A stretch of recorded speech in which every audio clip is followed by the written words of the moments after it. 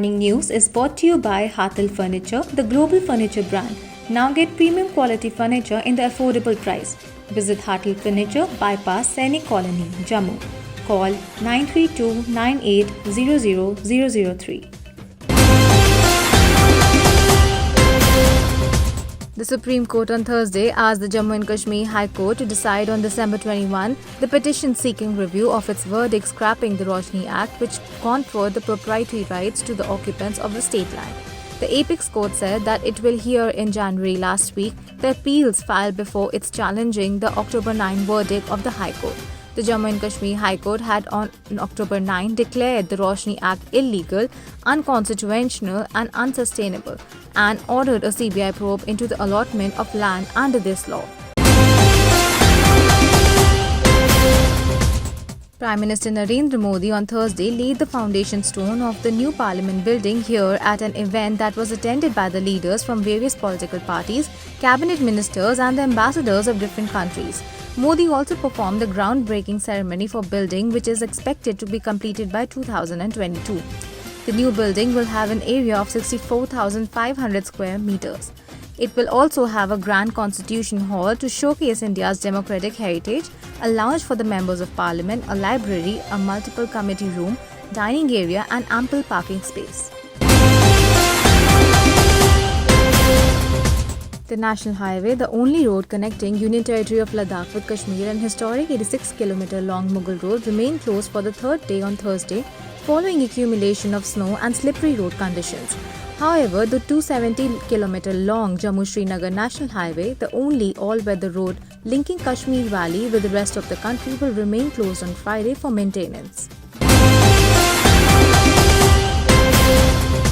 As the voting of the fifth phase of District Development Council elections in Jammu and Kashmir began early on Thursday, the former Chief Minister Mehbooba Mufti alleged that the armed forces were being used to rig elections to favour a particular party.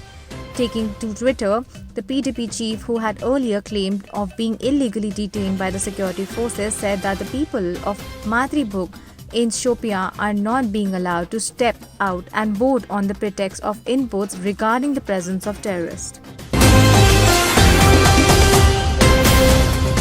Prime Minister Narendra Modi on Thursday said the new Parliament building would become a witness to the creation of Atmanirbhar Bharat and fulfill the aspirations of 21st century India.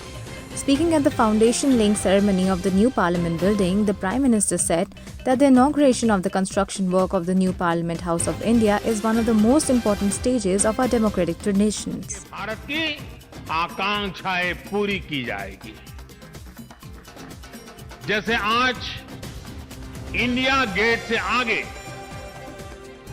National war memorial ने राष्ट्रीय पहचान बनाई है, वैसे ही संसद का नया भवन अपनी पहचान स्थापित करेगा। Dharmatra Trust employees held a protest demonstration on Thursday, followed by dharna, demanding constitution of Shrine Board of all temple under Dharmatra Trust. The employees working in different units of the trust participated in protest dharna. All the employees decided in one voice to intensify the agitation and go on indefinite strike from December 11 if management fails to consider the employees' demands. They claim that the protest shall be continued till the demands are met. India's cumulative tests for the detection of COVID-19 has crossed 15 crore with 1 crore tests added in just 10 days, the Union Health Ministry said, underlining comprehensive and widespread testing on a sustained basis has resulted in bringing down the positivity rate. The country has also reported less than 40,000 new daily cases of COVID-19 for 11 continuous days, the ministry underscored.